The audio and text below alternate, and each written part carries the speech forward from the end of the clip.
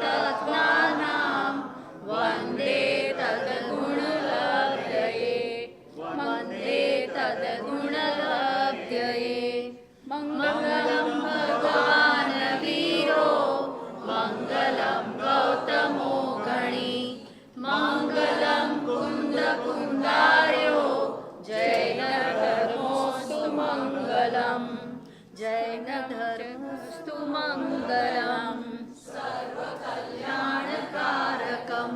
प्रधानं सर्वधर्माणां जैनं जयतु शासनं जैनं जयतु शासनम्।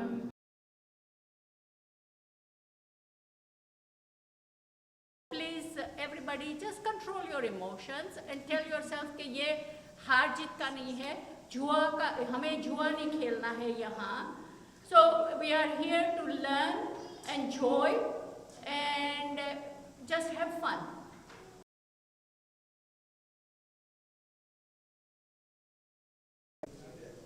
आदिनाथ भगवान और महावीर भगवान के बीच लगभग कितना समय अंतराल या अवधि है? ठीक है, इसके ऑप्शंस है 5 पल्य, 1 सागर, 20 कोड़ाकोड़ी सागर और 1 कोड़ाकोड़ी सागर। आदिनाथ भगवान और महावीर भगवान के बीच लगभग कितना समय अंतराल है? You can discuss and tell me the answer. Once you finalize, let me know the answer. We think it is C. C. Option C, ठीक है, इनका उत्तर है ऑप्शन सी 20 कोड़ाकोड़ी सागर। So what do you think? किसी ने audience में से किसी ने कुछ कहा, क्या कहा? हाँ बोलिए, इज द आंसर राइट और is it wrong? Okay, unfortunately go to the answer side. Yeah, the answer is unfortunately incorrect. So इनका टीम का उत्तर आया था 20 कोड़ाकोड़ी सागर, लेकिन करेक्ट आंसर है 1 कोड़ाकोड़ी सागर। तो आप पॉइंट्स में राउंड 0.10 हार गए। 20 कोड़ाकोड़ी सागर का एक कल्पकाल होता है, पूरा काल चक्र होता है। अभी जो आदिनाथ भगवान थे वो हमारे प्रथम तीर्थंकर हुए इस 24वीं में, और उनका जो जन्म हुआ था वो तीसरे काल के अंत में हुआ था। ठीक है, और महावीर स्वामी भगवान थे, वे हमारे अंतिम तीर्थंकर थे 24 तीर्थंकर में, और उनका जन्म चौथे काल के अंत में हुआ था। तो उनके बीच का जो अंतराल है वो एक जो चौथे काल का जितना ड्यूरेशन है उतना उनका डिफरेंस हो गया, राइट? उनका बीच का डिफरेंस हो गया। तो और चौथे काल का जो ड्यूरेशन है वो है 1 कोड़ाकोड़ी सागर। ठीक है, तो करेक्ट आंसर इज बेसिकली 1 कोड़ाकोड़ी सागर। बट आपने very good try, so clap for team 1। या इज फॉर टीम 2। महाभारत के 5 पांडवों का अगला जन्म अर्थात भव क्या था? महाभारत के पांडवों का अगला भव क्या था? और इसका ऑप्शंस यहाँ पे है, वे सभी तीसरी नरक में गए। दूसरा ऑप्शन है, वे सभी 5वें स्वर्ग जो एक वैमानिक देवलोक है वहां पे गए। तीसरा ऑप्शन है, उनमें से 3 मोक्ष में गए और 2 सर्वार्थ सिद्धि देवलोक में गए। और चौथा ऑप्शन है, वे सभी मोक्ष गए। It's C. ऑप्शन सी, ठीक है। आपको टीम में से इसको डिस्कस करना है, कॉन्फिडेंट, लॉक कर दिया जाए। ठीक है, तो ऑप्शन इनका उत्तर है ऑप्शन सी, व्हिच इज 3 मोक्ष में गए और 2 सर्वार्थ सिद्धि में गए। तो आंसर इज करेक्ट। तो इसमें ऐसा है कि जो महाभारत के जो 5 पांडव थे, उन्होंने लास्ट में उनको वैराग्य हुआ और उन्होंने मुनि दीक्षा धारण की थी, और मुनि दीक्षा धारण की थी, और वे शत्रुंजय पे वहां पे ज्ञानस्थ अवस्था में थे, तपस्या कर रहे थे, वहां पे थे। तब वहां पे दुर्योधन का जो भांजा था वहां से पसार हो रहा था, और उनको ये जो 5 पांडव जो भी मुनि अवस्था में थे उनको देख के उनको क्रोध हुआ और बदले लेने की भावना हुई। तो उन्होंने उन पे उपसर्ग किया, और उपसर्ग के कारण ये 5 पांडवों का वहां पे मृत्यु हुई। उसमें से जो 3 पांडव थे, हाँ 3 पांडव थे, जो युधिष्ठिर, अर्जुन और भीम, उनका एक्चुअली उन्होंने वहां पे उनका ये हुआ था, उनका निर्माण हुआ, क्योंकि उनको वहां पे ये उपसर्ग के काल पे उन्होंने शुद्ध उपयोग में रहे और उन्हें केवल ज्ञान हो गया, और वहां पे फिर उपसर्ग की वजह से उनका निर्माण हुआ और वे तीनों मोक्ष में गए। बाकी के जो 2 पांडव है, नकुल और सहदेव, वे भी मुनि अवस्था में थे, परंतु उन्हें ये विकल्प हुआ मन में कि जो अन्य मुनि जो है उनको उन पे उपसर्ग हो रहा है, तो उनको उसके बारे में एक शुभ भाव जागा कि उनके मुनि को भी इतना उपसर्ग करना पड़ रहा है और ये सब है, लेकिन वे शुद्ध उपयोग में नहीं रह पाए। तो वो परंतु वे शुभ उपयोग में रहे और शुभ उपयोग में रहने के कारण वे सर्वार्थ सिद्धि में गए, तो वे भी आगे जाके मोक्ष में जाएंगे, परंतु वे इस भाव में एटलीस्ट उस भाव में वो मोक्ष में नहीं जा पाए। ठीक है, तो 3 का निर्माण हुआ और 2 की समाधि के साथ मुक्ति हुई और वे सर्वार्थ सिद्धि देवलोक में गए। ठीक है, तो good answer, 10 points for team 2। ठीक है, Now team 3. टीम 3 के लिए क्वेश्चन है, एक जीव पहले गुणस्थान से निम्नलिखित में से किन गुणस्थान में जा सकता है? ठीक है, पहले गुणस्थान में से कौन से गुणस्थान में जीव जा सकता है? तो इसका ऑप्शंस यहाँ पे है, सेकंड गुणस्थान यानी पहले से दूसरे में जा सकता है। नेक्स्ट ऑप्शन इज पहले में से दूसरे और तीसरे, ये 2 गुणस्थान में जा सकता है। थर्ड ऑप्शन है कि पहले में से चौथे गुणस्थान में जा सकता है, और फोर्थ ऑप्शन है पहले में से दूसरे, तीसरे और चौथे, ये तीनों में से कोई भी गुणस्थान में जा सकता है। तो what is the answer? What is the answer? C. Option C. C चौथा गुणस्थान। So option C, okay, let us take the answer is right. ठीक है, तो दैट्स द राइट आंसर। तो करेक्ट आंसर इज चौथा गुणस्थान। देखिए, इसमें जो पहला गुणस्थान है वो कौन सा है? मिथ्यात्व का। ठीक है, मिथ्या दर्शन का गुणस्थान है, वो पहला गुणस्थान है। इसमें से जो दूसरे और तीसरे गुणस्थान है वे तो गिरने के गुणस्थान है, अर्थात जब जीव चौथे गुणस्थान या ऊपर के गुणस्थान में से जब गिरता है, उनका जब सम्यक दर्शन चला जाता है, चौथा गुणस्थान है वो सम्यक दर्शन का गुणस्थान है, तो चौथे गुणस्थान में से जब जीव गिरता है, उनका सम्यक दर्शन चला जाता है, तो वो तीसरे और दूसरे में से पसार होके पहले में जा सकता है। परंतु जब जीव मिथ्या दर्शन से सम्यक दर्शन की प्राप्ति करता है, तो वो पहले में से सीधा चौथे में जाएगा। तो कभी ऐसा नहीं होगा कि जीव पहले से दूसरे या तीसरे में जाए, वो पहले से हमेशा चौथे में जाएगा, लेकिन वो ऊपर से गिरेगा, जब चौथे से गिरेगा तो वो तीसरे या दूसरे से पसार होकर जा सकता है। ठीक है, तो good answer, 10 points for team 3। ठीक है, ओके, चलिए टीम 4 का नेक्स्ट क्वेश्चन आ रहा है। Next question is for team 4। तीर्थंकर के मुनि दीक्षा लेने के बाद और केवल ज्ञान प्राप्त करने से पहले उनके पास किस प्रकार के ज्ञान होते हैं? मुनि दीक्षा लेने के बाद, तीर्थंकर को मुनि दीक्षा लेने के बाद कितने प्रकार के ज्ञान होते हैं? ठीक है, तो और यानी केवल ज्ञान से पहले होते हैं। तो ऑप्शंस है मति और शुद्ध ज्ञान, मति शुद्ध और अवधि ज्ञान, मति शुद्ध और जाति स्मरण ज्ञान, और फोर्थ ऑप्शन है मति शुद्ध, अवधि और मना पर्याय ज्ञान। कौन सा आपका, if you are ready with the answer you can tell the answer. D. Option D. Yes, ठीक है, इनका आंसर है option D. Let us see if the answer is correct. Ready? Question uncle जो बताया वो भी सही है। तो बेसिकली ये है कि इसका एक्सप्रेशन ये है कि तीर्थंकर जब जन्म लेता है, तो जन्म के साथ ही उनके पास 3 ज्ञान होता है, मति ज्ञान, शुद्ध ज्ञान और अवधि ज्ञान। और जब वे मुनि दीक्षा लेते हैं, तब उनको ये 3 ज्ञान तो रहेंगे ही, और उसके साथ फिर मन पर्याय ज्ञान हो जाता है। तो तुरंत दीक्षा लेने के बाद तीर्थंकर को चौथा प्रकार का जो ज्ञान है, मन पर्याय ज्ञान, ये भी हो जाता है। ठीक है, तो दीक्षा लेने के बाद उनके पास ये चारों ज्ञान होते हैं, मति, शुद्ध, अवधि और मन पर्याय। तो कोई जीव को अगर ऐसे ज्ञान का कॉम्बिनेशन देखे तो मैक्सिमम 4 प्रकार के ज्ञान हो सकते हैं, व्हिच इज दिस 4। लेकिन केवल ज्ञान हो गया तो केवल ज्ञान है ही, फिर उस पर फिर ये ज्ञान की कोई अपेक्षा नहीं है उसमें। ठीक है, ठीक है, चलिए, तो अभी राउंड 1.1 फिनिश हुआ है और इसमें all teams did very well. I think team 2, 3 and 4 उनका स्कोर 10 पॉइंट्स है, और team 1 is just lagging behind a little bit, but I am sure they will be able to cope up. ठीक है, चलिए अभी नेक्स्ट राउंड शुरू हो रहा है। अब अपने भानुवाटी है, she will ask the questions to the as part of the next round. ठीक है, next round is basically continuation of round 1। ठीक है, तो सेम फॉर्मेट ही रहेगा। Team 1 के लिए ये क्वेश्चन है। Next question is for team 1। किसका सांसारिक सुख अधिक है, भोगभूमि के मनुष्य का या चक्रवर्ती का? और ऑप्शंस ऑप्शंस भोगभूमि के मनुष्य का, दूसरा चक्रवर्ती का, तीसरा दोनों का समान होना। बस 3 ऑप्शन है। 3 ऑप्शंस है। किसका सांसारिक सुख अधिक है, चक्रवर्ती का या भोगभूमि के मनुष्य का? आप डिस्कस करके फाइनल आंसर से, what is the final answer? आपको चक्रवर्ती बनना है या भूमि जाना है, पहले बता दीजिए। दोनों नहीं बनना, इसलिए सेम लग रहे हैं। किसकी महिमा गाती जाती गाई जाती है। चलो okay, I am going to count 5, you have to make वो अप योर भूमि। माइंड। 1 2 3 4 दो। 5। ओके, दोनों सी सी चलिए सी बोल दीजिए कोई आंसर। Option C. सी दोनों के समान है नहीं। जो भोग भूमि के मनुष्य है, हाँ, सांसारिक सुखी है यहाँ, परंतु जो भोग भूमि में होते हैं उनों का चक्रवर्ती से अधिक सुख होता है वहाँ। हाँ, क्योंकि वहाँ उन को कुछ काम नहीं करना पड़ता। यहाँ चक्रवर्ती को तो सारा लड़ाई करने देखना है, सारा कुछ है, तो उसे चक्रवर्ती वहाँ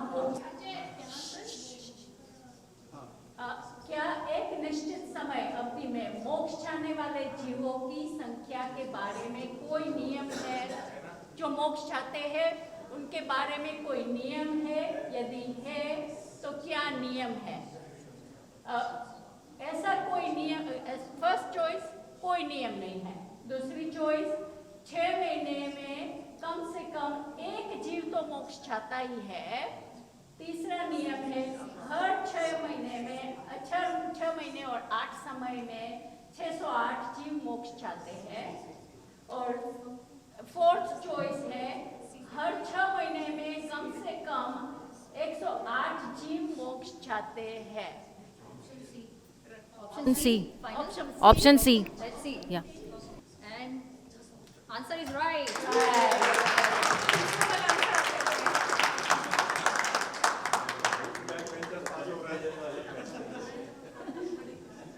चलो we'll go to next ठीक है। question. हाँ, तो इसका देखिए बहुत छोटा सा एक्सप्रेशन जस्ट दे रहा हूँ कि अपने जो दिगंबर जैनिज्म है उसके हिसाब से ये रूल है कि हर 6 महीने 8 समय में 608 ठीक 608 जीव मोक्ष जाता है, ना उससे अधिक जाता है ना उससे कम जाता है। अगर कोई ऐसा पूछ सकता है कि भैया अभी तो पंचम काल चल रहा है तो यहाँ से तो कोई मोक्ष कैसे जाएगा, पंचम काल में तो मोक्ष नहीं है, तो इसका ये है कि विदेश क्षेत्र जो है वहाँ पे चौथे काल जैसा काल हमेशा प्रवर्तता है, वहाँ पे काल बदलता नहीं है और वहाँ से एटलीस्ट निरंतर वहाँ से तो मोक्ष जीव मोक्ष जाएंगे ही जाएंगे। जब यहाँ पे भी चौथा काल है जैसे भरत क्षेत्र या ऐरावत क्षेत्र में, तो वहाँ से भी जीव मोक्ष जाएंगे।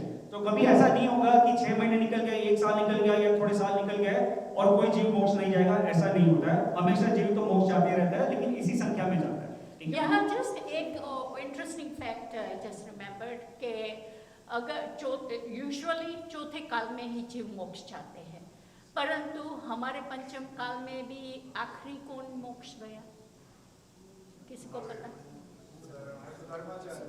हाँ, सुधर्माचार्य। और अंतिम केवली कौन थे? शंभु स्वामी। तो वो, परंतु उनका जन्म चौथे काल में होना चाहिए। अगर चौथे काल में जन्मे हैं तो फिर पंचम काल में भी वो मोक्ष चाहते हैं। जस्ट और एक चीज ऐड करता हूँ कि लेट्स से 6 महीने में कोई नहीं है तो लास्ट के 8 समय में भी 608 हाँ, ये पूरी गणना आती है, फिर गणना नहीं होगा। तो ऐसा भी हो सकता है कि 6 महीने में जीव ना जाए लेकिन फिर बाकी के 8 समय में भी जीव जा सकते हैं, लेकिन वो पूरा जो इक्वेशन है पूरे 6 महीने 8 समय का वो उस पे भी it will remain true. Okay, next question is for team 3। Next question is for team 3, right? ठीक है, रेडी? मध्य लोक में लगभग कितने द्वीप और समुद्र है? Okay, options. मध्य लोक में कितने द्वीप और समुद्र है? ऑप्शन संख्या, व्यवहार पल्य के समयों की संख्या के बराबर और असंख्यात 25 कोड़ा कोड़ी उद्धार पल्य के समयों की संख्या के बराबर। आंसर इज डी असंख्यात। Incorrect, answer is B असंख्यात।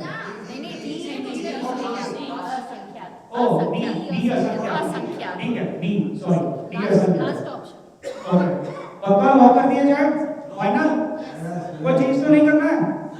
ठीक है, रेडी फॉर आंसर? ये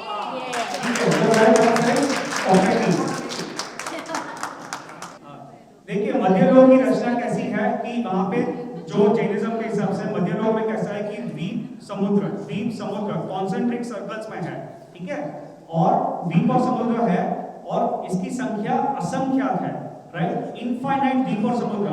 तो अगर इसकी हम कल्पना करें तो पता चलता है कि हम तो इतने छोटे पार्ट में रह रहे हैं, right, we are in Jambudvipa और उसमें भी भारत क्षेत्र में है, लेकिन यहाँ पे द्वीप और समुद्र तो असंख्यात है, इनफाइनाइट द्वीप और समुद्र सिर्फ मध्यलोक में है, ठीक है। तो कितना मध्यलोक कितना बड़ा है, अगर इसकी हम कल्पना करें, जो अभी हम लोग साइंस के हिसाब से हमें ये सब चीजें पता नहीं है क्योंकि इतनी डिस्कवरी नहीं हुई है, लेकिन ये केवल ज्ञानी के ज्ञान से ये सब हम जान सकते हैं, ठीक है।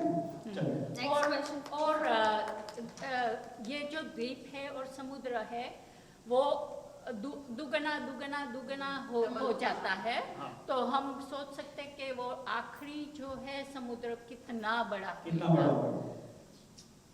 और हमने आज अष्टानिका की पूजा की, तो कोई बोल सकता है कि वो द्वीप कहाँ है, कौन और सा कौन सा नंबर नंबर का है, Yeah. 8वां द्वीप। Yes. So अष्टानिका में जो द्वीप जो है वो नंदीश्वर द्वीप जाता है और वो 8वें नंबर का द्वीप है, right. Next question is for team 4। Ready? हाँ। जब कोई जीव मुनि दीक्षा लेता है तो वह सर्वप्रथम किस गुण स्थान में जाता है? कोई चॉइसेस? पांचवें गुण स्थान में, छठा गुण स्थान में जो प्रमथ संयत गुण स्थान में है, 7वें गुण स्थान में, और उपरोक्त तीनों में से कोई भी संभव नहीं है। ना कोई भी संभव है, संभव है, ओके, हाँ। सॉरी, संभव है। Yeah. 5वां, 6ठा, 7वां। मुनि दीक्षा लेता है कोई भी जीव, कोई भी मनुष्य, तो सबसे पहले कौन से गुण स्थान में जाता है? 5th गुण स्थान, 6th गुण स्थान, 7th, या all three are possible? That is the question. Everybody, will go with B, छठा गुण स्थान। Okay. okay, answer is The answer is Seven. 7 गुण स्थान। जब भी मुनि दीक्षा लेते हैं, और ये पहले तो उनको सम्यक दर्शन होता ही है, और दीक्षा लेते हैं तो शुद्ध उपयोग में जाते हैं, तो शुद्ध उपयोग में जाते हैं, और जब वो प्रतिज्ञा भी लेते हैं अपने आचार्य के पास, जब भी दीक्षा लेते हैं कि मैं शुद्ध उपयोग में ही रहूँगा, और वो रह नहीं पाते हैं, तो वो उसके शुद्ध उपयोग में जाते हैं, तो शुद्ध उपयोग पहले 7वें गुण स्थान में जाते हैं, और फिर शुद्ध उपयोग से बाहर निकलते हैं तो 6ठे गुण स्थान में आते हैं। सो 6ठा गुण स्थान प्रमथ गुण स्थान है वहाँ, और वहाँ जो वो महाव्रत क्रिया सारी होती है वो 6ठे गुण स्थान में होती है, 7वें में तो शुद्ध उपयोग ही होता है। तो और तो ये भी ऐसा है कि ये छठा गुण स्थान भी एक अपेक्षा से देखें तो गिरने का गुण स्थान है।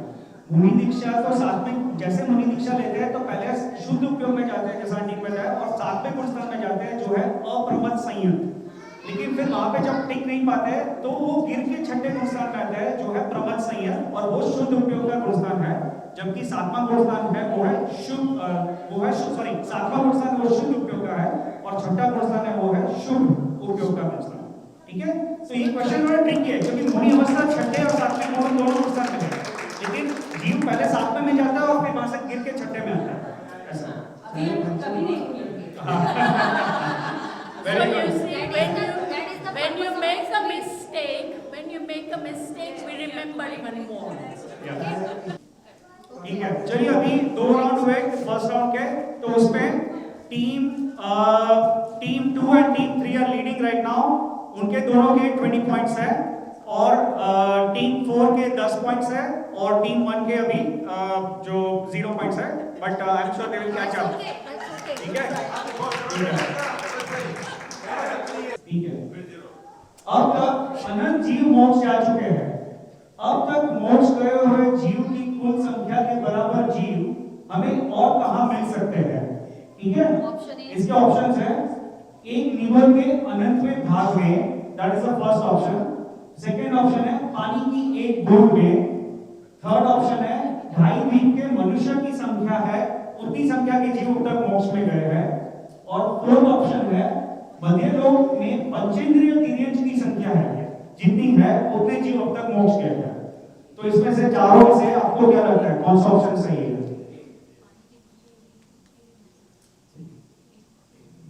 The answer is A. Answer is A. Okay, let us check. Okay, the answer is correct. एक निगोज के अनंत भाग में जितने जीव की संख्या है उतने जीव की संख्या अब तक मोक्ष गए हैं। उतनी जीव की जो सिद्ध राशि, क्योंकि सिद्ध राशि में हमने एक क्वेश्चन देखा कि हर 6 महीने 8 समय में 608 जीव मोक्ष जाते हैं। तो अनंत काल से 608 जीव इस ड्यूरेशन में मोक्ष जाते रहे, राइट? तो कितने जीव अब तक मोक्ष गए? अनंत जीव है। लेकिन उतने अनंत जीव कहां पे अगर पाया जा सकता है? ये जो ऑप्शंस है उसमें से तो एक निगोद के भी अनंत में भाग है, यानी एक निगोद का जो शरीर आप लोगे उसके आप 2 टुकड़े कीजिए, 10 टुकड़े कीजिए, 1000 टुकड़े कीजिए, 1 करोड़ टुकड़े कीजिए, अनंत टुकड़े कीजिए। तो एक निगोद के अगर आप अनंत टुकड़े करोगे, एक कल्पना की बात है क्योंकि प्रैक्टिकली ऐसा संभव नहीं हम कर सके, लेकिन कल्पना करके उसके अनंत में टुकड़े करें और अनंत में वो जो पीस लेंगे निगोद का और उसके अंदर देखेंगे कि जीव की संख्या कितनी है, तो उसके अंदर भी अनंत जीव मिलेंगे और उतने अनंत जीव अभी तक सिद्ध दशा में गए। ऐसा है। तो ये सोचिए कि एक निगोद के अंदर कितने जीव हैं, राइट? तो ये एक बहुत इंटरेस्टिंग पॉइंट है। इसीलिए जमी का नहीं खाना चाहिए। हाँ, इसलिए जमी का जैन धर्म में ये समझाता है कि जमी का खाने में इतने जीवों की विराधना हो जाती है, अनंत जीवों की विराधना होती है। चलो क्लैप फॉर टीम ए। ठीक है, चलो next question is for team B. Team B, okay.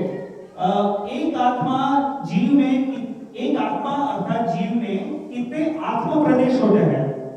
एक जीव में या तो एक आत्मा में कितने आत्मा प्रदेश होते हैं? और इसके ऑप्शंस है यहाँ पे 1 बिलियन या 1 अरब।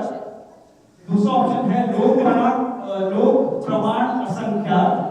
तीसरा ऑप्शन है 29 अंक के एक संख्या जो है वो है B. ऑप्शन बी लोक प्रमाण असंख्या। ठीक है, पक्का कोई चेंज नहीं कर रहा है? आपने बताया था। हाँ, ठीक है, लोक प्रमाण असंख्या। देखिए इसमें इसका एक्सप्रेशन समझे तो ऐसा अभी ये थोड़ा अभी मैं बहुत छोटे संक्षिप्त में बताने का प्रयत्न करूंगा। तो इसपे ये है कि जो अपना आत्मा है उसके अलग अलग प्रदेश कह सकते हैं, राइट? उसके पार्टिकल्स, सोल पार्टिकल्स, अगर ऐसा एक इंग्लिश में उसका ट्रांसलेशन करें तो सोल पार्टिकल्स। तो अपने सोल तो एक ही है, आत्मा तो एक ही एक जीव का, लेकिन उसका अलग अलग पार्टिकल्स उसको एक इस तरह से उसको देख सकते हैं। तो उसका ये कि जो सोल पार्टिकल्स है अपने आत्मा प्रदेश है उसकी संख्या कितनी है, राइट? तो उसका आंसर आता है लोक प्रमाण असंख्या। इसका अर्थ क्या होता है कि ये पूरा जो लोकाकाश है, लोकाकाश और अलोकाकाश, राइट? उसको आकाश के 2 भेद कर सकते हैं। जो लोकाकाश है उसमें जितने आकाश प्रदेश की जितनी संख्या है उतने आकाश प्रदेश की संख्या जितनी है उतने ही एक जीव के अंदर उसके आत्मा के आत्मा प्रदेश की संख्या है। और इसका प्रमाण कैसे देखें?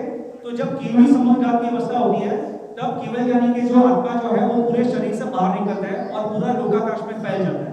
और तब ऐसी अवस्था होती है जो समुद्रघात की जो चौथे समय में लोकपूर्ण अवस्था होती है, उसमें ऐसी अवस्था होती है कि जब आत्मा का हर एक प्रदेश हर आकाश लोकाकाश के हर एक आकाश प्रदेश में फैल जाता है। हर एक आकाश प्रदेश में आत्मा का जीव का एक प्रदेश रहेगा। तो उस हिसाब से ये कह सकते हैं कि आत्मा प्रदेश की जो संख्या है वो भी लोक प्रमाण असंख्या है। ठीक है, चलिए next question is for team C. आपको पता है कि ये ब्रिलियंट ट्रिक है। ठीक है, next question is for team सी।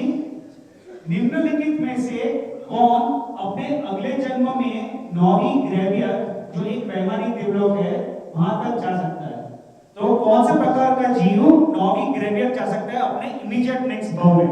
ठीक है, ऑप्शंस है पंचेंद्रिय तिर्यंश, कोई भी मनुष्य। नेक्स्ट ऑप्शन है 5वें गुणस्थान में स्थित जैन श्रावक और फोर्थ ऑप्शन है द्रव्यलिंगी मुनि। तो इसमें से क्वेश्चन ये है कि कौन से प्रकार के जीव 9वीं ग्रेवियर तक जा सकता है?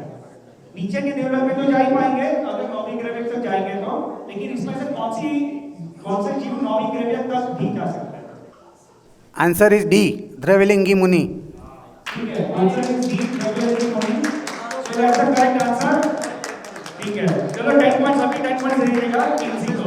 ठीक है, तो इसमें ऐसा है कि कोई जो ये नौवीं ग्रैव्यक है, इसमें देखिए जो ऊर्ध्वलोक की जो रचना है उसमें 16 स्वर्ग आता है, फिर 9 ग्रैव्यक आता है, फिर 9 अनुदेश आता है और फिर 5 अनुत्तर आता है और उसके ऊपर फिर सिद्धशिला है। तो ये ऊर्ध्वलोक की रचना इस तरह से है और उसमें जो नौवीं ग्रैव्यक में जाना है तो उसके लिए उस तरह से उसके जो जीव के भाव ऐसे होने चाहिए, उस जीव का पुण्य इतना होना चाहिए कि वो इतने ऊपर के स्वर्ग में जा पाए, राइट। तो वो द्रव्यलिंगी अवस्था, द्रव्यलिंगी मुनि की अवस्था, द्रव्यलिंगी यानी जो जिसने मुनि अवस्था धारण की है और मुनि के जो आचरण है वो प्रॉपर नियम से पालन कर रहा है, 28 मूल गुण का पालन कर रहा है, तो उसको द्रव्यलिंगी बोल गया। तो जो मनुष्य है, जैसे कोई मेरे जैसा आपके जैसा कोई मनुष्य है जो मुनि अवस्था में ना हो, तो हम जितना भी पुण्य करें, जितना भी अच्छे शुभ भाव है, लेकिन हम इतने नौवीं ग्रैव्यक तक का आयुष्य नहीं पाल सकते, वो नीचे के देवलोक में जा सकते हैं। लेकिन अगर जो द्रव्यलिंगी मुनि है वो ही ऊपर जा सकता है और द्रव्यलिंगी मुनि इंक्लूड्स, आई मीन उसमें द्रव्यलिंगी मुनि जा ही सकते हैं, तो भावलिंगी मुनि भी ऑब्वियसली जा सकता है। तो उसमें ऐसा नहीं कि भावलिंगी मुनि जा सकते हैं, भावलिंगी मुनि आर आल्सो द्रव्यलिंगी मुनि, राइट। तो द्रव्यलिंगी और भावलिंगी बेसिकली दोनों नौवीं ग्रैव्यक में जा सकता है। तो कहने का यहाँ पे तात्पर्य है कि मुनि अवस्था की से ही इतना पुण्य का बंध हो सकता है और इतने भाव की विशुद्धि हो सकती है कि वो इतने ऊपर के स्वर्ग में जा पाए। वो कंडीशन यही है कि वो निरतिचार पालन, उसका एग्जैक्ट जो मुनि का आचरण है वैसा वो पालन करते हैं, तो उसका उत्कृष्ट शुभ भाव है। तो ठीक है, चलिए उस राइट आंसर। तो यू गेट 10 पॉइंट्स। चलो next question is for team D, ठीक है।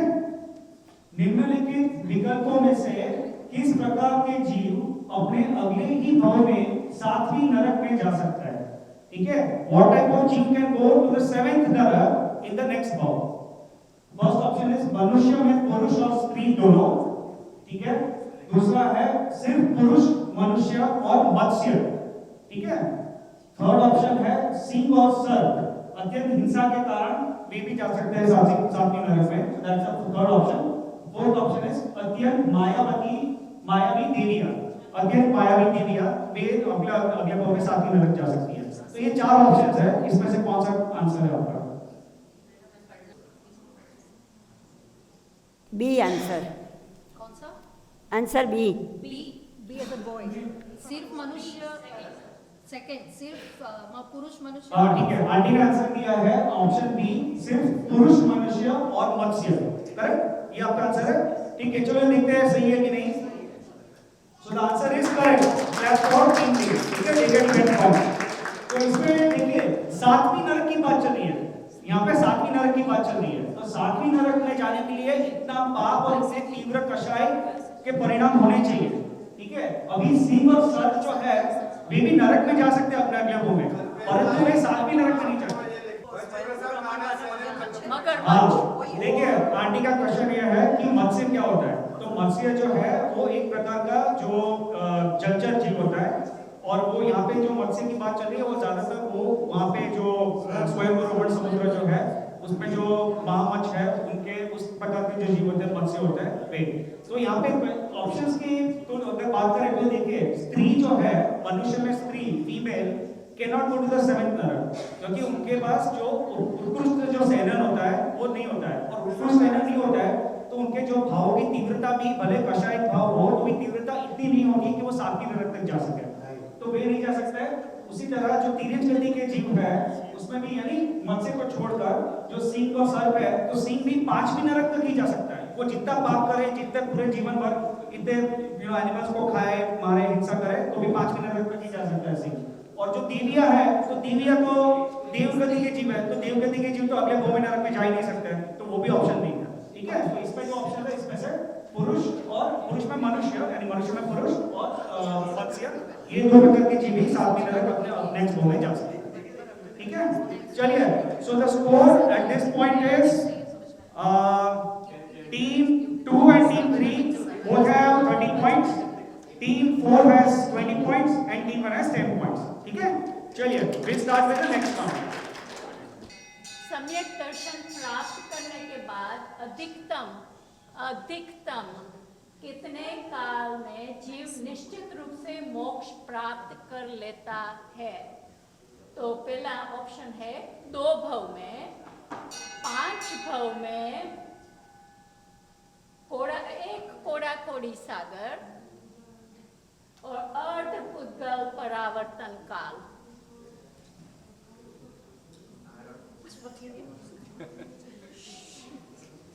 मोक्ष तो जाएगा ही, सम्यक दर्शन हो गया तो टिकट तो बुक हो गई, मगर कितनी देर लगेगी उसको जाने के लिए? अधिकतम अर्ध पुद्गल परावर्तन काल। ठीक है, आगे का आंसर है अर्ध पुद्गल परावर्तन काल का ऑप्शन। ठीक है, चलिए फिर आंसर सही है नहीं? Okay, answer is correct.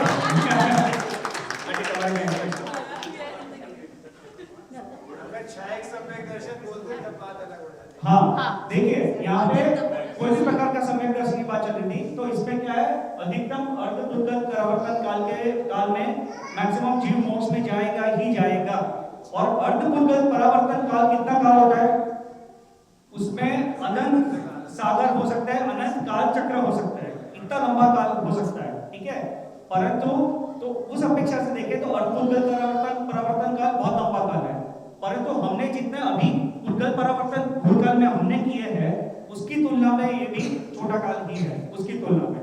ठीक है, तो ये सम्यक दर्शन की यहाँ पे महिमा का इंपॉर्टेंस है कि सम्यक दर्शन, जैसा आंटी ने बताया कि एक बार सम्यक दर्शन हो गया जीव को तो गारंटेड वो मोक्ष में जाएगा ही, और मैक्सिमम अर्ध पुद्गल परावर्तन काल में वो मोक्ष में जाएगा।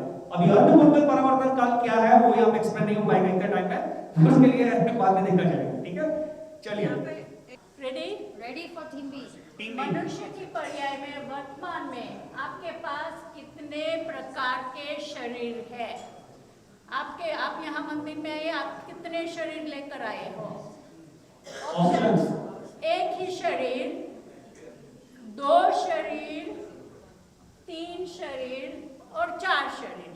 आप कितने शरीर यहाँ लेकर आए हो? आंसर सी 3 है। चलिए देखते हैं।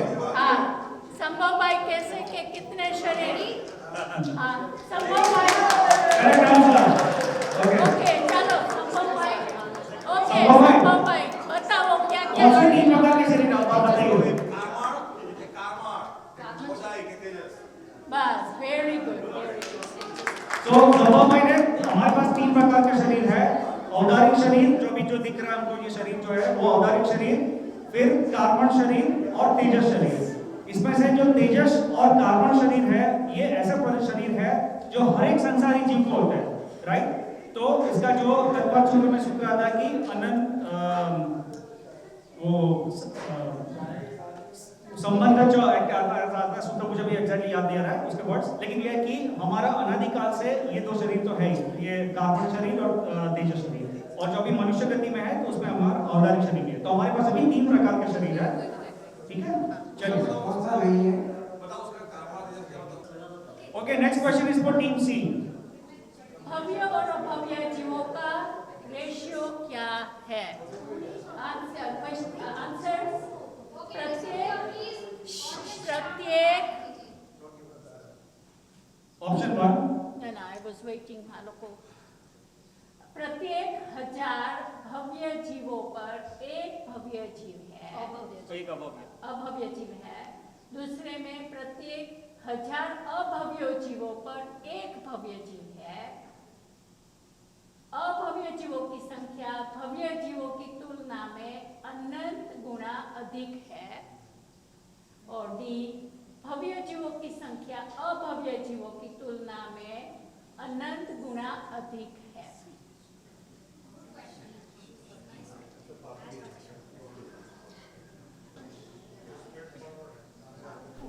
आंसर इज डी, भव्य जीव असंख्य। अगर डी ने डी, हाँ, डी। ठीक है, लेट्स सी।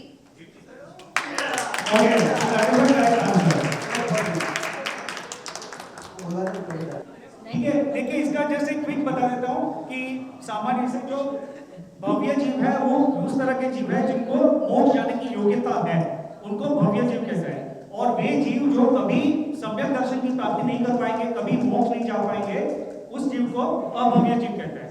तो जो गणना में जो नंबर्स आते हैं उसके हिसाब से कहा है कि जो भव्य जीव है वे अभव्य जीव से अनंत गुणे। ठीक है, तो ये आंसर। चलिए, भव्य जीव की योग्यता होती है मोक्ष जाने की, अगर वो चाहे पुरुषार्थ करे तो जा सकता है, नहीं तो वो भी अनंत काल संसार में रहेगा। ऐसा नहीं है कि हर एक भव्य जीव मोक्ष चाहेंगे ही, मगर योग्यता के अनुसार। Okay, next question is for team D. एक भव में मृत्यु के बाद और अगले भव में जन्म लेने के बाद आत्मा द्वारा यात्रा में लगने वाला अधिकतम काल कितना है? एक भव में से दूसरे भव में जाएगा तो उसको अधिकतम कितना काल लगेगा? Options. हाँ, पांच options. 6 सेकंड મને થયું કે આન્સર ક્વેશ્ચન ઓલા એમને આપી દે 6 સેકન્ડ 4 સમય 48 मिनट्स और 13 दिन। कई लोग बोलते ना 13वां करते ना 13 दिन। 4 समय।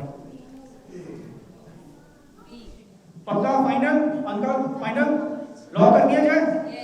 ठीक है। ओके, सो 4 समय is the correct answer. Okay, so 10 points for this. देखिए 4 समय हम लोग यहाँ पे मृत्यु हुई और वहां पे जन्म हो गया, क्योंकि 4 समय तो कितना छोटा टाइम, हमने समय की बात की राइट। तो इतने छोटे टाइम में जीव वहां पे उसके अगले भव में जहाँ पे जाना है जा जाएगा। अगर यहाँ से कोई जीव मृत्यु पाके 7वीं नरक में जाने वाला है, मान लो 5वीं नरक में जाने वाला है, तो भी यहाँ से वो सीधा 5वीं नरक में पहुंच जाएगा, वहां से जन्म हो जाएगा 4 समय में। हमने यहाँ पे आंख ब्लिंक की तब तो उसको वहां पे जन्म हो गया राइट। तो अन्य धर्म में अलग अलग मान्यता आती है, लेकिन जैन धर्म में ये सब केवल ज्ञानी गम्य सब नॉलेज है, तो उसके आधार से हम लोग ये सब जान सकते हैं। ठीक है, चलिए अभी अपना जो फर्स्ट राउंड है, पूरा फर्स्ट राउंड है वो पूरा हुआ है। कैन यू प्लीज बोर्ड थोड़ा टर्न कर सकते हो? हाँ, इसने बस टर्न किया बस। ठीक है, तो अभी टीम 2 हैज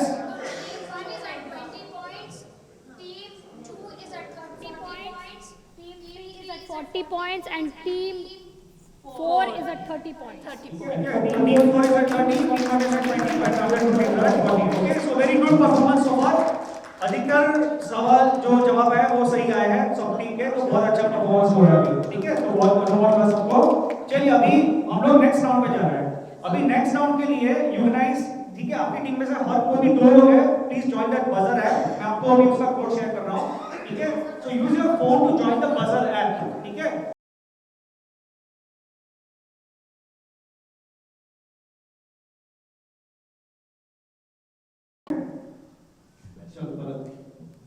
जम्मू द्वीप में वर्तमान में कितने तीर्थंकर विद्यमान है?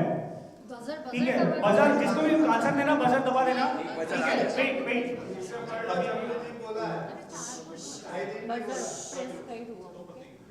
Who press the buzzer first? यहाँ पे उसमें ऐप में दिखा रहा है क्या? ऑप्शंस आर सो इसमें क्या आंसर है? 20 ऑप्शन बी। ठीक है, पक्का लॉक कर दिया जाए? 4 Bravo 20, या 20। ओके, तो इनका आंसर है 20। ठीक है, इनका आंसर है 20। Let's see. The answer is, let us check, 4. So the correct answer is 4. The correct answer is not 20. ठीक है, तो -7 टीम 2 -7। ठीक है, Okay, we are going अभी to the next इसका one. जो एक्सप्रेशन है, ओके साइलेंस प्लीज, इसका एक्सप्रेशन है, मैं नेक्स्ट क्वेश्चन के बाद इसका एक्सप्रेशन दूंगा। ठीक है, चलिए I have reset buzzer. हाँ, बजर रीसेट हो गया। Are you able to see? Buzzer reset हो गया right? Okay, buzzer has been reset for the next question now. करो next question. Yeah, so next question is coming up. Be ready, and if you know the answer, press the buzzer as soon as you read the question. Bharat क्षेत्र के वर्तमान 24 तीर्थंकर के काल में से किस तीर्थंकर के काल में ढाई द्वीप में तीर्थंकर की संख्या सबसे अधिक थी? इसका ऑप्शंस है आदिनाथ भगवान, अजितनाथ भगवान, शांतिनाथ भगवान, पार्श्वनाथ भगवान। एक मिनट मेरा आंसर नहीं, ऑप्शन टीम 3। हाँ uncle, we have to verify कि आपने बजर प्रेस किया, क्योंकि किसी और ने भी टीम बजर प्रेस किया। ठीक है, लेकिन आपका ही बजर प्रेस किया। ठीक है, अजितनाथ भगवान। ठीक है, so the answer is correct. Next go to the answer. The answer is correct, Ajitnath भगवान। ठीक है, अभी मैं इसका एक्सप्रेशन दे रहा हूँ, बहुत बेसिक एक्सप्रेशन दे रहा हूँ। ठीक है, ठीक है, देखिए मैं इसका एक्सप्लेनेशन दे रहा हूं, प्लीज सुनिएगा कृपया करके। तो इसका पहले ये क्वेश्चन का आंसर, इसका एक्सप्लेनेशन दे देता हूं। तो ये क्वेश्चन ये है, पहले क्वेश्चन समझ लीजिए कि यहाँ पे भरत क्षेत्र में कौन से तीर्थंकर थे जब पूरे ढाई द्वीप में मैक्सिमम नंबर ऑफ तीर्थंकर उपस्थित थे, क्योंकि तीर्थंकर ढाई द्वीप में अलग अलग जगह पे हो सकते हैं। ठीक है, तो अभी ढाई द्वीप में कितने तीर्थंकर है? अभी ढाई द्वीप में कितने तीर्थंकर है? इसको बताइए। 20। अभी हमने पूछा कि ना देवशास्त्र, उसमें 20 तीर्थंकर की बात चल रही थी, आ रही थी। तो 20 विद्यमान भी 20 तीर्थंकर है। लेकिन अजितनाथ भगवान जब थे यहाँ पे भरत क्षेत्र में, जब तीर्थंकर थे, तब ढाई द्वीप में 170 तीर्थंकर उपस्थित थे, जो मैक्सिमम संख्या पॉसिबल है। ठीक है, ढाई द्वीप में। और उसका कैसा है, उसका एक्सप्लेनेशन आएगा। Next slide, next explanation side. देखिए ढाई द्वीप का ऐसा डायग्राम है, इस पे देखिए कैसा है कि पहले अंदर जो है वो जम्बू द्वीप है, उसके बाद लवण समुद्र है, उसके बाद धारती खंड है, उसके बाद कालोदरी समुद्र है, और उसके बाद पुष्कर द्वीप है, और उसका अंदर का जो आधा पार्ट है वो पुष्कर द्वीप है। तो यहाँ पे कैसा है कि यहाँ पे भरत क्षेत्र है जम्बू द्वीप में, यहाँ पे विदेश क्षेत्र है जम्बू द्वीप का, यहाँ पे ऐरावत क्षेत्र है जम्बू द्वीप का। विदेश क्षेत्र में यहाँ पे मैक्सिमम 32 तीर्थंकर हो सकते हैं विदेश क्षेत्र में। वैसे भरत क्षेत्र में एट अ टाइम एक तीर्थंकर हो सकता है, ऐरावत क्षेत्र में भी एट अ टाइम एक तीर्थंकर हो सकता है। तो पूरे जम्बू द्वीप में मैक्सिमम नंबर ऑफ तीर्थंकर पॉसिबल है 34। लेकिन वैसे ही ये भरत है, 5 भरत है। यहाँ पे जम्बू द्वीप का भरत है, फिर धारती खंड में 2 भरत है, और पुष्करगढ़ द्वीप में भी 2 भरत है। तो टोटल 5 भरत है। इसी प्रकार 5 विदेश क्षेत्र है, और उसी प्रकार 5 ऐरावत क्षेत्र भी है। तो टोटल जो जम्बू द्वीप में मैक्सिमम नंबर ऑफ तीर्थंकर इज 32 + 1 + 1 34। ठीक है, possible at a given point of time. और 34 मल्टीप्लाइड बाय 5, क्योंकि सब 5 हो जाएंगे ना। विदे के सॉरी अपने ऐरावत आदि धारती खंड के 2, और जो पुष्करगढ़ द्वीप के भी 2, तो और वो तो टोटल 5 हो गए। तो मल्टीप्लाई बाय 5 हो जाएगा, तो 170। ठीक है, तो उस तरह से 170 तीर्थंकर। और जब भरत क्षेत्र में अजितनाथ भगवान जब तीर्थंकर थे, तब यहाँ पे हर एक क्षेत्र में जो पॉसिबल तीर्थंकर, वहां पे जो पॉसिबल है वहां पे तीर्थंकर है। ठीक है, तो इसका आंसर ये है। तो अंकल का 10 पॉइंट्स उनका उनकी टीम 3 को मिल गया। अब गो बैक। हां, अभी ये 17 का एक क्वेश्चन था कि जम्बू द्वीप में वर्तमान में कितने तीर्थंकर विद्यमान है। देखिए ये क्वेश्चन अगर ऐसा होता अपने संभव भाई कि ढाई द्वीप में वर्तमान में कितने तीर्थंकर है, तो उसका आंसर होता 20। लेकिन अभी क्वेश्चन ये ढाई द्वीप का नहीं था, ये था जम्बू द्वीप का। जम्बू द्वीप में अभी 4 तीर्थंकर है, चारों विदेश क्षेत्र में है। कौन से तीर्थंकर है? अपने सिमंदर स्वामी, युगबंदर स्वामी, बाहु स्वामी, सुबाहु स्वामी, ये 4 तीर्थंकर है, ये जम्बू द्वीप में है। और उसी तरह बाकी के जो विदेश क्षेत्र है, बाकी के 4 विदेश क्षेत्र है, उसमें भी 4 तीर्थंकर है। तो टोटल 20 तीर्थंकर है। लेकिन जम्बू द्वीप के अंदर, तो जम्बू द्वीप के विदे के अंदर सिर्फ 4 तीर्थंकर ही है। ठीक है, तो उसका आंसर 4 था, 20 नहीं था। अगर ढाई द्वीप का होता तो आंसर 20 होता। ठीक है, चलिए next question. we'll reset the buzzer, so be ready with the buzzer. 19 पर राजा श्रेणी का जीव वर्तमान में जिस गति में है, वहां उसकी आयु लगभग कितनी है? किसने बजर प्रेस किया? शिल्पा बीना विशाल संभव। हाँ, संभव है, बजर प्रेस किया है। ठीक है, तो ऑप्शंस 10,000 साल, 16,000 वर्ष, 84,000 वर्ष और 1 पल्य। क्वेश्चन यह है कि राजा श्रेणी का जीव वर्तमान जिस गति में है, वहां उनकी आयु लगभग कितनी है? Option C 84,000 years. ठीक है, इनका ऑप्शन है, ऑप्शन आंसर है option C 84,000 years. Correct answer 43। ठीक है, इसका आंसर मैं बता रहा हूं, इसका आंसर मैं बता रहा हूं।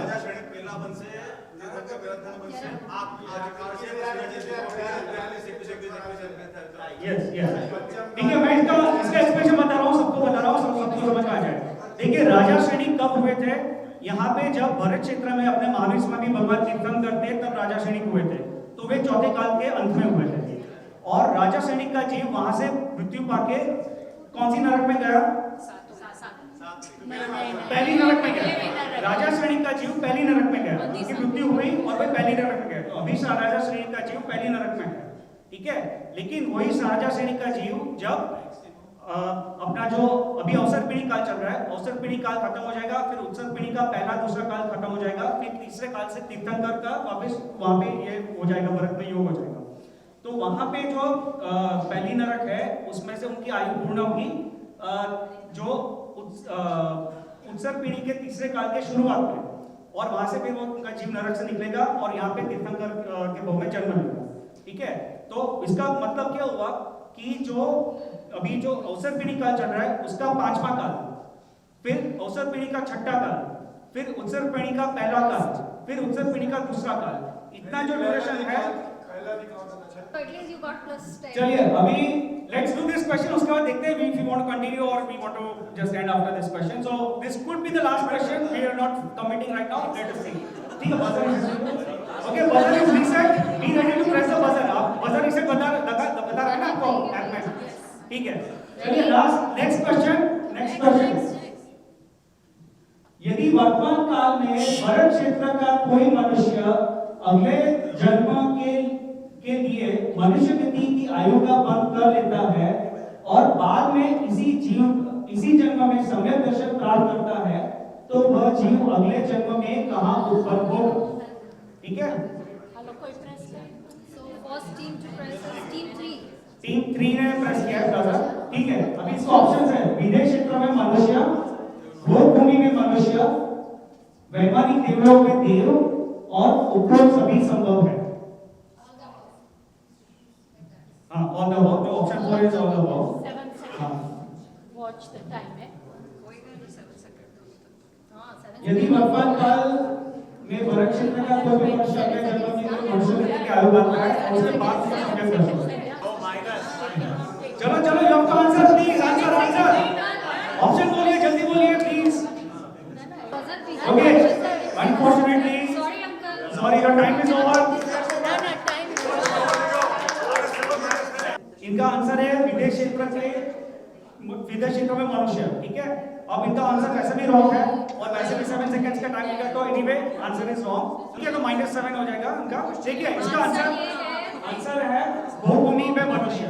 देखिए क्वेश्चन क्या है, क्वेश्चन ये है कि यदि जीव ने मनुष्य की आयु बंद कर ली, अगले भाव में जीव मनुष्य होने वाला है, उसके बाद जीव को सम्यक दर्शन हुआ, ठीक है। उसका अर्थ क्या हुआ कि आयु के बंद के समय उसको सम्यक दर्शन नहीं था, मनुष्य की आयु बंद कर ली और उसके बाद सम्यक दर्शन हुआ, तो अगले भाव में इमीडिएटली नेक्स्ट भाव में कौन सी गति में जाएगा, कौन से भाव में जाएगा। देखिए यहाँ पे क्या है कि जीव अगर मनुष्य गति में जीव को सम्यक दर्शन हो और अगर वो अगले भाव की आयु का बंद करेगा, तो नियम से वैमानिक देव में ही जाएगा, वैमानिक देव में ही जाएगा, उसमें भी वो देवी बनेगा, देवी नहीं बनेगा, ठीक है, वो नियम है। परंतु यहाँ पे क्या सिचुएशन है कि अगले भाव की आयु का बंद हो गया और वो मनुष्य गति का आयु का बंद हुआ है, तो अभी क्या है कि एक बार आयु का बंद हो गया तो गति चेंज नहीं हो सकती है, तो अभी वो देव में तो जा नहीं सकता है, तो जाएगा तो मनुष्य में। अभी क्वेश्चन ये है कि यहाँ पे भूमि का एक ऑप्शन है, भूमि के मनुष्य का और जो विदेश क्षेत्र के मनुष्य का, तो उसका आंसर है वो भूमि का मनुष्य बनेगा, विदेश क्षेत्र का मनुष्य नहीं बनेगा, ठीक है। तो उसका मतलब ये भी हुआ, एक इम्प्लीकेशन है, जस्ट अ साइड पॉइंट, कि यहाँ से कोई जीव मनुष्य गति से सम्यक दर्शन लेके विदेश क्षेत्र नहीं जा सकता है, ठीक है। क्योंकि अगर सम्यक दर्शन से पहले मनुष्य गति का भाव बांधा, यानी मनुष्य गति बन के मनुष्य गति में, वो विदेश क्षेत्र में नहीं जा सकता, क्योंकि मनुष्य गति सम्यक दर्शन हुआ और उसके बाद आयुष्य का बंद हुआ, तो वो भूमि का मनुष्य बनेगा, मनुष्य के आयुष्य का बंद हुआ था, और अगर सम्यक दर्शन हुआ उसके बाद आयुष्य का बंद हुआ तो वैमानिक देव बनेगा, लेकिन विदेश क्षेत्र का मनुष्य नहीं बनेगा। अभी जो है, अभी मुझे लग रहा है कि सबको भूख लगी है, पहले तो मुझे ये लग रहा है कि सबको भूख लगी है, दूसरा ये लग रहा है कि सबका अभी पेशेंस लेवल कम हो रहा है, मुझे ऐसा लग रहा है। तो अभी क्या है कि टाई ब्रेक हो रहा है बिटवीन टीम 2 एंड टीम 3, ठीक है। तो अगर कोई टीम 1 या टीम 2 इसमें से टीम 4 आंसर दे भी देगा तो they will not get to the team 3 level, sorry team 2 और team 3 level. So let's go with the team 2 and team 3, इसका टाई ब्रेकर। तो ये जो अभी नेक्स्ट राउंड है, this is the last question and this is a tie breaker question. So between team 2 and team 3, team 2 is Sambhav boys team, team 3 is Deepesh buys team, ठीक है, ठीक है। तो इसमें से जो तो team 1 and team 4 please don't press the buzzer in this one, don't participate. Team 2 और टीम 3 में जो टाई ब्रेकर हो जाएगा उसमें से जो जीतेगा वो फाइनल जीतेगा, ठीक है। So good luck to both team 2 and team 3, okay. Okay, last be ready for the next question. Buzzer reset, okay. ठीक है, so be ready. Buzzer ready रखना, buzzer ready रखना. Team 2 and team 3. And Ronak bhai is watching the time. 7 seconds. Options આવી જશે રોનક ભાઈ, પછી timer start થશે. ठीक है, Ready? 1, ready. 2, 3, go. रावण का वध किसने किया था? It's a very easy question, right? Ravan का वध किसने किया था? Options: लक्ष्मण, राम, विभीषण और हनुमान. टाइमर. बजर प्रेस किया है ये टीम ने, संभव भाई. संभव की टीम है. Option A Lakshman. लक्ष्मण ने वध किया था. ठीक है. So that is correct answer. ठीक है, that is the correct answer. हाँ, ठीक है. देखिए इसका भी एक्सप्रेशन देखिए. मुझे लगता है किसी ने सोचा होगा ना राम ने वध किया था.